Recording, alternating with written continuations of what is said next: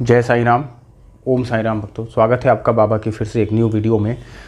कल हम कोई वीडियो नहीं ला पाए थे क्योंकि कुछ व्यस्तता थी, जिसके लिए क्षमा प्रार्थी हूं। और शायद बाबा की इच्छा थी कि कल वीडियो ना आए, इसीलिए वीडियो नहीं आ पाई थी। तो आज फिर से बाबा की एक नए अनुभव के साथ मैं आप लोगों के बीच हाजिर हूँ। ये अनुभव मेरा स्वयं का है और मेरे साथ एक मेरा मित्र है। हम दोनों लोगों का ये अनुभव है और बाबा ने हमें दिया। अच्छे अनुभव सब शेयर करते हैं, लेकिन कभी कभी बाबा आपके साथ आपकी चोरी भी पकड़ते हैं। ऐसा कोई अनुभव कोई साझा नहीं करेगा, लेकिन हम कर रहे हैं। दोस्तों, थंबनेल में आप देख चुके हैं कि हमने भी कभी गलत काम किया था और बाबा के उसी मंदिर में हमने कुछ गलती की थी। जिस हमें ये लगा था कि हमें कोई नहीं देख रहा है, लेकिन हम ये भूल गए थे कि बाबा सब कुछ देख रहे हैं। बाबा से कुछ भी छुपा नहीं है। और हमें ही तब पता चला जब बाबा ने हमारी पूरी पोल खोल के रख दी थी। दोस्तों, 2013 से 2015 तक उत्तराखंड के काशीपुर में एक साईं धाम मंदिर है। हम लोग वहाँ जाते थे। उससे पहले हम 12, 13, 14 में लगातार शिरडी गए थे। बाबा ने हमें सौभाग्य दिया था बुलाने का। और मैं और मेरा एक मित्र सतपाल सैनी हम दोनों ही शिरडी भी साथ गए 2 बार। और उसके बाद इस मंदिर पर हर गुरुवार को हम अपने घर से जाते और 12 बजे वाली आरती में हम लोग शामिल होते, दर्शन करते। और उसके बाद बाबा का जो वहाँ भंडारा चलता है, भंडारा खाते और भंडारा खाने के बाद हम वापस आते थे। दोस्तों, लालच एक ऐसी चीज़ है कि वो किसी भी व्यक्ति के मन में आ जाता है, और हमारे मन में भी आया था। हमने भी वहाँ कुछ चोरी किया था, जो चोरी करना गलत बात है, लेकिन हमारे मन में लालच था और हमने वो चोरी की। और बाबा ने उस चोरी को पकड़ा भी और उसका रहस्य उद्घाटन भी किया। तब हमें ये पता चला कि हम भूल गए थे कि बाबा तो सब देख रहे हैं, हम फिर छुपा किससे रहे थे।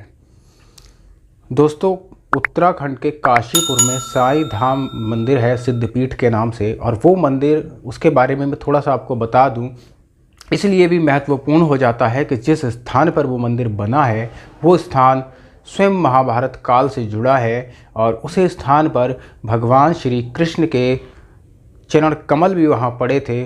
श्री कृष्ण कई बार उस स्थान पर आए थे। दरअसल पांडवों का एक विशेष स्थान वही है। यहाँ पर आपको पांडवों का वो उल्टा किला भी यही है, जिसको कहते हैं कि क्रोध में भीम ने उस किले को उल्टा दफन कर दिया था। आज भी वो किला मौजूद है और मैंने उसका एक ब्लॉग भी बना रखा है। अगर आप उसको देखना चाहते हैं तो हमारे ब्लॉगिंग वाले चैनल पर अगर आप विज़िट करेंगे, राणा धीरेन्द्र साईं ब्लॉग पर, तो उसका ब्लॉग पड़ा है। उसमें वीडियो है पांडवों का उल्टा किला, जिसकी जो बुनियाद है वो ऊपर है और छत उसकी नीचे है। आज भी वो किला मौजूद है और सरकार ने उसकी खुदाई करवाई थी, लेकिन पता नहीं बिना किसी कारण बताए सरकार ने उसकी खुदाई को रोक दिया गया। आज भी वहाँ टीला बना है और 200 मीटर के दायरे में किसी तरह का निर्माण कार्य वर्जित है। साथ ही साथ इस मंदिर के थोड़ा सा आप समीप जाएंगे तो वहीं पर गुरु द्रोणाचार्य का आश्रम भी है। ये वही आश्रम है जिसको पांडवों ने शिक्षा ग्रहण करने के बाद गुरु द्रोणाचार्य को भेंट किया था। और इसी स्थान पर बैठकर गुरु द्रोणाचार्य पांडवों को और कौरवों को एक साथ शिक्षा दिया करते थे। यहाँ पर गुरु द्रोणाचार्य की प्रतिमा भी लगी है और वो स्थान भी है जहाँ पर वो बैठकर शिक्षा देते थे।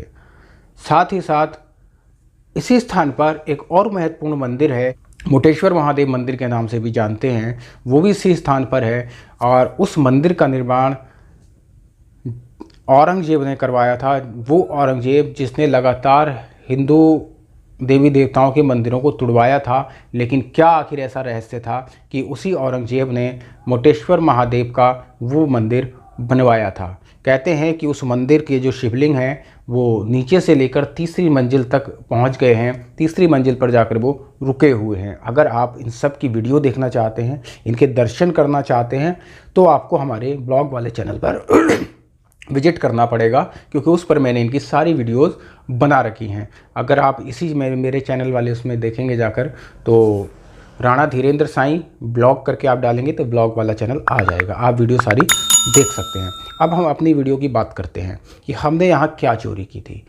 दोस्तों, हम दोनों ही मित्र जब घर से चलते थे तो हम बाबा से कुछ मांगते थे। मेरा मित्र कहता था कि बाबा आज मुझे प्रसाद में लड्डू खाना है, और मैं कहता कि बाबा आज हमें पेड़ा खाना है। जो भी हमारी इच्छा होती थी उस दिन हम घर से ही कहते हुए जाते थे कि बाबा आज हमें प्रसाद में ये देना। और आप यकीन नहीं मानेंगे कि हमको प्रसाद में वो मिलता भी था। दरअसल हमें बाबा का पेड़ा बहुत पसंद था। और इस मंदिर में जो समाधि मंदिर बनी है, समाधि मंदिर से अब बाहर जब निकलते हैं तो वहाँ द्वारका माई है, और द्वारका माई के साथ साथ चावड़ी भी बनी है और गुरुस्थान भी बना है। हम समाधि मंदिर में दर्शन के बाद जब पहले हम द्वारका माई में पहुँचते तो वहाँ बाकी सब लोग प्रसाद चढ़ाते थे बाबा के पात्र में, लेकिन हम लोग बाबा के पात्र में चिड़े हुए प्रसाद में से मित्रों जो पेड़ा होता था हम उस पेड़े को उठाकर चुरा लेते थे, उस पेड़े को चुरा कर हम लोग खा लेते थे। हमारा यही काम होता था। हर गुरुवार को हम लोग सिर्फ अगर उस मंदिर में जाते थे तो आप ये कह सकते हैं कि हम पेड़ा चुराने ही जाते थे। बाबा का वो पेड़ा हमें इतना अच्छा लगता था कि हम उसको बिना चोरी किए रह ही नहीं सकते थे। कोई हमें देख रहा है या नहीं, हमें इस बात का कोई फ़र्क नहीं पड़ता था। हम दोनों ही मित्र लगातार उसको ये रहता था कि कहीं उससे पहले मैं बाबा का पेड़ा ना उठा लूँ, और मुझे लगता कि कहीं मुझसे पहले ये बाबा का पेड़ा ना उठा ले। लेकिन बाबा के थाल में कम से कम 2 पेड़े हमें ज़रूर मिलते, ताकि हम दोनों को ही पेड़े मिल जाते थे। हम द्वारका माई, चावड़ी और गुरुस्थान सभी जगह से पेड़ा अपने हाथों से उठाते थे, यानी चोरी करते थे। लेकिन समाधि मंदिर में हमें बाबा पुजारी जी ही प्रसाद देते थे। अब उसमें जो हमारे भाग्य में वो मिल जाता था, लेकिन बाबा की महिमा थी कि पुजारी जी के हाथों में भी पेड़ा ही आता था। कभी ऐसा हुआ कि हमें पेड़ा नहीं मिला, लेकिन अधिकांश हमें पेड़ा ही मिलता था। अब एक बार क्या हुआ कि हम जब घर से चले तो हमने बाबा से पेड़ा मांगा था कि बाबा हमें आज पेड़ा खाना है। लेकिन जब हम मंदिर में पहुँचे, हमने सबसे पहले समाधि मंदिर में बाबा को नमन किया, दर्शन किए, प्रसाद लिया, हमें पेड़ा नहीं मिला। उसके बाद फिर हम जब गुरुस्थान उसमें गए, द्वारका माई में जब हम पहुँचे तो द्वारका माई में भी जो बाबा के आगे थाल रखा था उसमें भी पेड़ा नहीं था। फिर हम थोड़े से उदास हुए। जब चावड़ी पहुँचे तो चावड़ी में भी हमें पेड़ा नहीं मिला, और ना ही हमें उस दिन गुरुस्थान में पेड़ा मिला।